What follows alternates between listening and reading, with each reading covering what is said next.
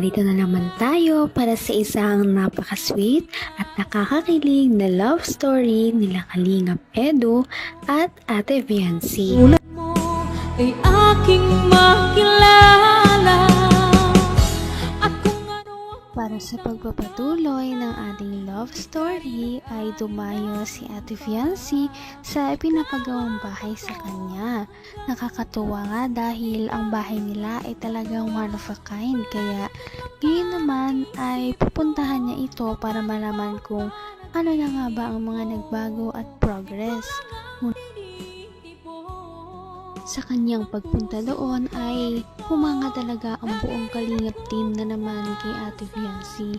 Dahil paano ba naman ay sa kanyang pagpunta ay nagbitbit pa siya ng mga kakainin ng mga karpetero. Kahit na hindi naman siya ganun kamay kaya sa buhay, hindi niya nakakalimutan na magbalik talaga para sa ibang tao at tumulong din hanggat kaya niya.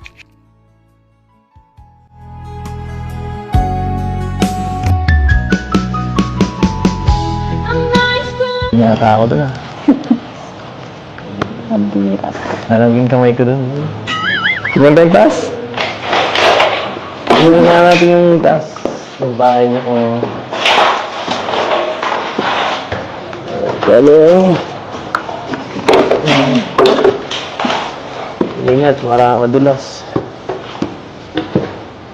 Ay, wow. Wow, grabe oh. Ano to? Kwarto rin pala to. Ano po? Kaya yung kwarto dito. Dalawa eh. Saan ilalagay yung mga gamit mong marami? Kadami-dami mong gamit. Puno na yung bahay ng gamit mo. Ang bihira ka. Dapat malaki ang kwarto mo eh. Tapos dito, CR mo. Ha? Ang ganda. Mahal-mahal ka na sponsor mo eh. Ay, tiyatan sa'yo kasi mas maganda dito. Bako. Ganda pag umaga po. Maganda dito. Gusto mo dito? Sigurado. Ano? Sobrang ano dito. Maliwalas ano? Ako, lapit mo na. Baka araw-araw na dito si Doc. Ay. Bongga. Bongga, mayaman ka na. Yeah. Mayaman ka na. Nabutan mo na agad ako. Mayaman ka. Partida ka ba? Wala ka pang ginagawa. Papatuloy mo ba ako dito sa bahay niya? Siyempre. Ay, makikilive ako dito. Sa buong history ng pagpapatayo ng bahay ng buong Kalingap team, ang bahay ni Ate Viancy ang pinaka natatangi dahil ito lamang ang nagkaroon ng groundbreaking ceremony, lalong-lalo na at nagkaroon din ito ng ikalawa pang palapag dahil napakarami kasi sa mga sponsors ang sumusuporta sa kanya na gustong magkaroon siya ng malaking bahay. May dami mong gamit. Puno na yung bahay niya ng gamit mo. Ang bihira ka. Dapat malaki ang kwarto mo eh. Tapos dito, CR mo. Ha? Ang ganda. Mahal-mahal ka na sponsor mo eh. Ay, ito yata sa'yo kasi mas maganda dito. Bako. Ganda pag umaga po. Maganda dito. Gusto mo dito? Sigurado. Ano? Sobrang ano dito. Maliwalas ano? Ako, lapit mo na. Baka araw-araw na dito si Doc. Ay. Bongga. Bongga, mayaman ka na. Yeah. Mayaman ka na.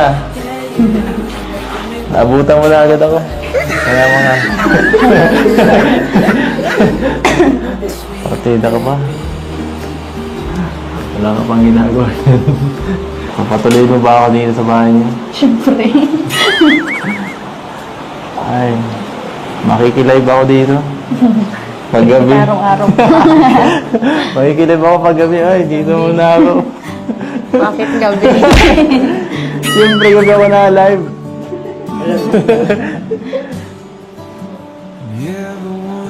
Kaya hindi po ako minsan nakakapanood ay. Anong oras na kayo na-live? Hindi ka nanonood talaga. Hindi. Ay. Ano? Ano masabi mo? Thank you Masaya po. ka na?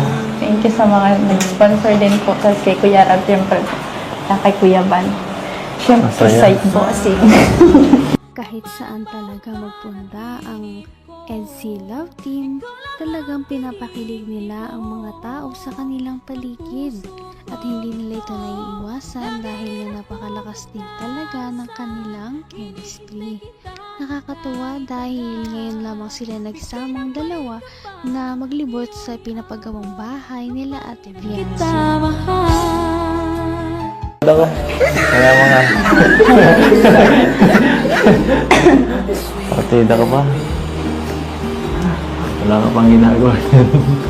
Papatuloy mo ba ako dito sa bahay niyo? Siyempre. Ay, makikilive ako dito. Paggabi. Araw-araw po. Makikilive ako paggabi. Ay, dito muna ako. Bakit gabi? Siyempre, gabi ako na live.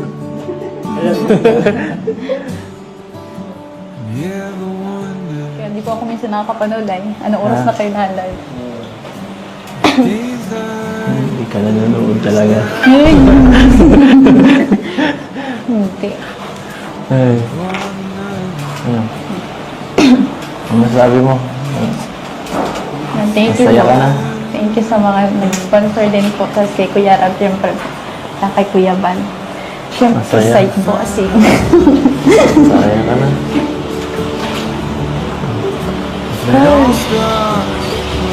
Wala akong maisip na yun. Lagi man po akong masaya. Masaya ka?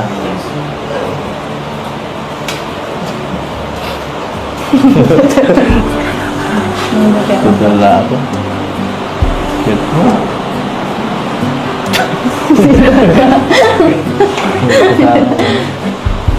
Wala na. Wala.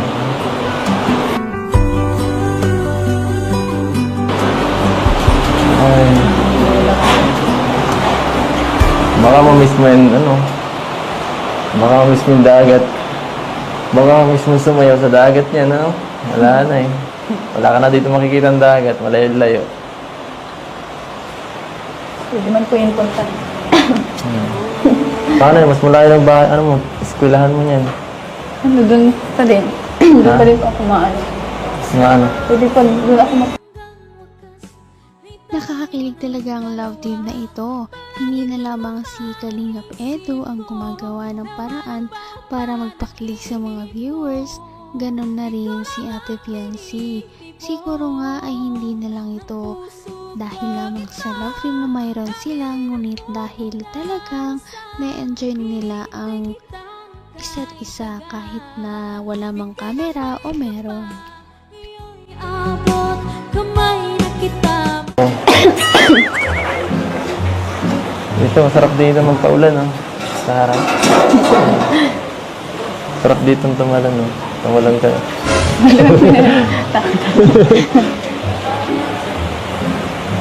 sobrang layo na po sila ate. Malayo.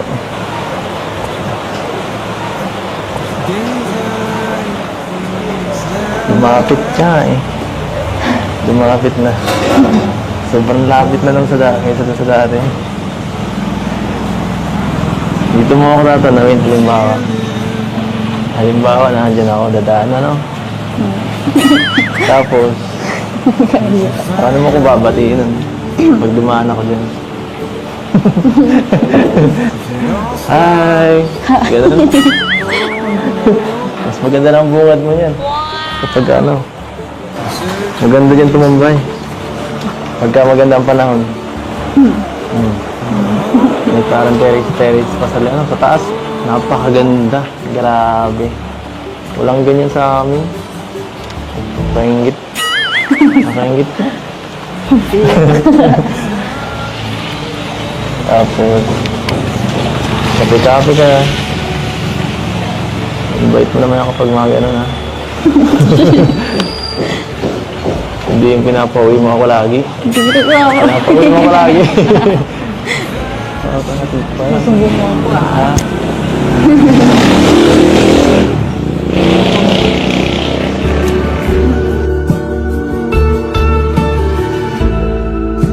And hope we know when it's better Hindi ko pa talaga akalain na magkakawato ng ganito kalaking bahay. Huh?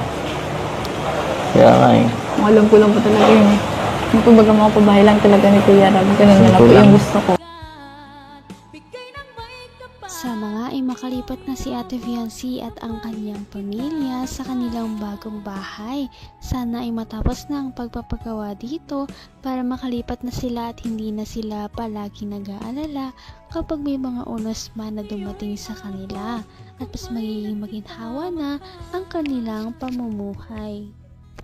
Ngayon'y abot ng puso. Napaka-sweet talaga nila at napakabait ng tambalang ito kaya maraming sumusuporta. Kaya naman, sana ipatuloy natin silang suportahan at mahalin si Fiancy, si Kalingap Edu at ang Kalingap team. Yun lamang at maraming salamat sa panonood. Abangan natin kung magkakatuluyan ba talaga si Kalingap Edu at Fiancy. Hanggang sa muli. Bye! Ngayon'y abot